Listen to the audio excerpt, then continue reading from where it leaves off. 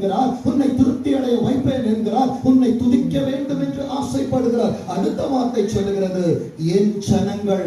இப்ப வலது கரத்தை எல்லா திருச்சபை உயர்த்தி சொல்லுங்க, நான் வெட்கம் அடைய மாட்டேன்ப்பா, நான் வெட்கப்பட்டு போவதில்லப்பா, நான் வெட்கத்தை கண்ட இடங்களிலே என்னை ஆண்டவர் சம்பூர்ணமாய் ஆசீர்வதிப்பார். இனி நான் தலை குனிந்து அல்ல, 26வது ஆண்டிலே சர்வ வல்லவரின் துணையோடு நான் தலை நிமிர்ந்து நிற்க போகிறேன். என் நண்பு தேவ பிள்ளையே, வேதம் சொல்லுகிறது, என் ஆண்டவர் உன்னோடு செய்கிற உடன்படிக்கை. யாத்திராகமம் 34வது அதிகாரம், யாத்திராகமம் 34வது அதிகாரம் 10வது வசனத்தை யாராவது வாசிங்க பாப்போம். யாத்திராகமம் 34:10.